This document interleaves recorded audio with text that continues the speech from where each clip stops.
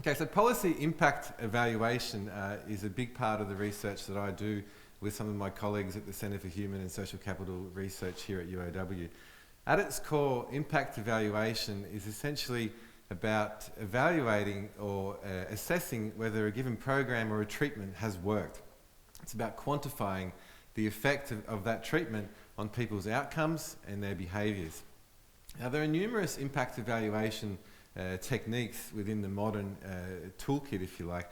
The one that I'm going to talk to you about today is called Randomized Encouragement Design, or RED, or RED for short. So I'm going to tell you about this technique. In short, it's very similar to a randomized control trial, but it's hardly ever used. And I'm also going to tell you about an evaluation that we're conducting here at the moment at the University of Wollongong using this technique. It's currently in the field, so we're only halfway through. And then finally, I'm going to share my thoughts about how widespread this technique could be used to evaluate social programs. In other words, to ask the question, to what extent can we actually paint the town red with randomised encouragement design? Now, obviously, governments spend billions of dollars every year on social programs. Let's take the case of education alone. The Australian government spend about $70 billion a year, roughly speaking, on education.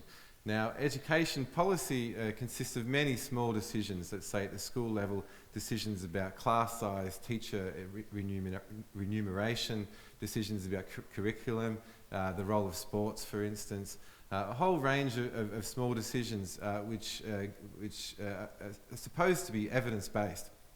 At the tertiary level, there's a lot of debate at the moment about the actual strategies that we use to impart our knowledge on students, the form of delivery. The traditional lecture and even tutorials are being challenged. There's calls for more online material, interventions or modes of delivery such as flipping the classroom. All of these things are being debated and discussed.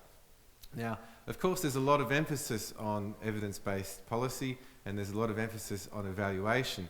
But in this realm of social policy, most of the evaluations that are done are qualitative evaluations or they're quantitative evaluations that are observational in nature. That is, that they are non-experimental. Now, whilst these can be informative, it's quite useful to contrast this with the gold standard of evidence in the medical sciences, for instance, which has been used for around about 100 years as the gold standard for causal inference, and that is the randomized controlled trial. So the randomized controlled trial is fairly simple in its pure form. The idea is that you get a given study population which is diverse. You get people who are different. Some of those differences are observable, some of those differences are unobservable, but what you do is you randomly allocate them to two groups. You have a treatment group and you have a comparison group. You don't need to measure how these groups differ in their characteristics because you know the two groups are going to be balanced. Okay, and so as long as you've got a large enough sample size, you can evaluate the effect, the causal effect of a given treatment simply by comparing the mean of the outcomes for people in the treatment group to those in the comparison group and take the difference. Now, whilst this randomised controlled trial design is beautiful in its simplicity and is broadly used in a range of circumstances, it is very rarely used for evaluating large-scale social programs. There's a variety of reasons for this. The randomised controlled trials can be extremely costly, they can be time-consuming. It's often quite difficult to get political acceptance and get buy-in from the public that withholding a treatment from people that is potentially beneficial is ethical. Now, there's a good counter-argument for that, is that it's perhaps not ethical to administer a given program or a given treatment which hasn't been proven to work. But at the same time, that's a different question from whether people accept it as being ethically okay. Now, experiments, randomised controlled trials have a number of other limitations. Firstly, people sometimes behave differently in an experiment. There's a range of behaviours that are known collectively as Hawthorne effects, where people know that they're in an experiment. They may not behave in the same way that they do outside in the general course of life. Also, the people administering the program may also behave differently because they know they are part of an experiment and because they have a stake in the outcomes of an experiment. Perhaps most critically for what I'm about to tell you is that you can't run a randomised controlled trial to evaluate a program that already exists unless you decide to sort of change the program by preventing, say, half the people to actually access it. So for all of those reasons, different evaluation methods are used to evaluate many programs. Some of them, as I said, are observational, some of them are qualitative, and I'm going to argue that one tool which we should use more of is the Randomised Encouragement Design.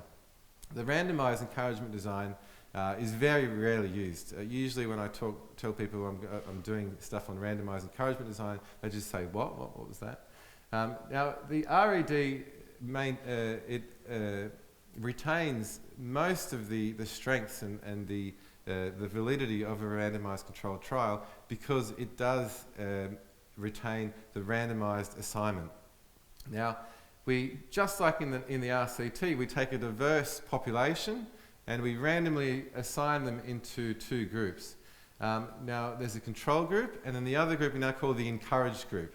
The key difference between this and an RCT is that nobody is denied participation in the actual intervention. So anybody from the control group can still participate, but the people in the encouragement group are given an additional nudge, if you like, an additional incentive or some additional information which increases their participation in the program. So what you may see is something a bit like that, which is that you still get some people in the control group who take up the program. They're the orange people here. They take up the program regardless of whether they were given the incentive. There are other people who, no matter what you do, they're not going to take up a given voluntary program. And there is a subset of the population, which are our blue people here, who will only take up the program as long as they are given this additional nudge.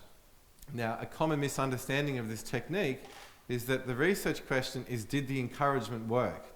Now, that's not the main game. Okay, that's just part of the story. Essentially, the question is, did the treatment work? Did the program work? And to assess whether the program worked, we can go back a step here and have a look at the outcomes for all the people in the encouraged group and all the people in the control group. If it turns out that the outcomes are better on average for the encouraged group, then it's a safe bet that that's as a result of their higher participation in the given program. Okay, so this isn't a panacea. It has its limitations. Statistical power can be a problem. Also, it can be hard to know ex ante whether or not a given encouragement will actually work. If the encouragement doesn't work, then you don't have an evaluation. A more subtle issue is that you can only work out the average effect of the treatment on the subpopulation that responds to the incentive. That's the blue people as well. We don't know what the average effect is of the treatment on the people who are always treated. I'm going to tell you a little bit about the evaluation that is currently in the field that I'm conducting at the moment with my colleagues Alfredo Paloyo and Sally Rogan, also here at the University of Wollongong. Now, PASS is a voluntary program. It's a very large program that students are able to participate in, mostly for first-year subjects, but also some second-year subjects. These are voluntary sessions which are led by a peer, usually someone who has excelled very recently in the same subject that you're enrolled in. And the students go to these sessions once a week, and they cover material that corresponds with the lectures and the tutorials in the classes. So this program is commonly run, or variants of this program are commonly run in universities throughout the world. And there have been several evaluations done of them, but it's never been scrutinised with a rigorous randomised trial. So what we've done this year is we've run an RED. We've been running it in autumn and in spring session, so we've only got data from the first half of the evaluation at the moment. And we took a study population of around 4,000 students, and for half of them we offered them an incentive to participate in the PASS program. If they came 5 or more times for a given subject, then they were eligible to win one of 50 $1,000 prizes. If they came 8 or more times, then we doubled their chances. So the data that we've seen from the first semester suggests that we did have an effect on their participation in PASS, and it also suggests that their grades are higher as well. This is for the incentivised group. So whilst it is still work in progress, it's very encouraging. It appears that the PASS program is genuinely working, and that the previous evaluations are not purely about selection bias and therefore simply reflecting differences in the characteristics. So I emphasise that that's work in progress. The results may change as we go through the second semester, and there's a lot more we want to do with this.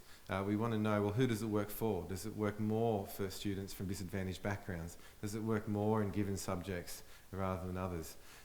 Does it have an effect on their student experience in terms of their subjective feelings of how much they enjoy the university? Does it affect their outcomes in terms of retention in the next year? There's a lot of stuff we're doing with this, and it's still work in progress, but it's a very exciting project because, to our knowledge, it's the first randomised encouragement design evaluation that's been conducted in this country, and there really are quite a small number of other examples that we're aware of. So finally, the question, I guess, that comes next is, well, how broadly applicable is this technique? Surely we've used it once, but how broadly can we actually use it? Now, I find that quite a difficult question to answer. On one level, one can argue that this technique could be used to evaluate any program that has partial take-up. But on a practical level, that may not always be possible, depending on whether you can find an incentive that works, whether you can get the data on people's outcomes in both groups. But if we stay close to home and think about the university context, there are several examples that I can think of. In the delivery mode space, staying in that, this sort of technique could be used to assess how other forms of delivery impact a student's grades, even lecture attendance, tutorial attendance, additional material that's given online. Things such as the study abroad program could be evaluated with a randomised encouragement design. In the high school and primary school setting, we could use it to evaluate the effect of additional resources that are given online to students, the effect of private tutors and the like. We could use it to evaluate the effect of job training programs for the unemployed. And there are also many examples in the realm of public health that could be where RED could be used.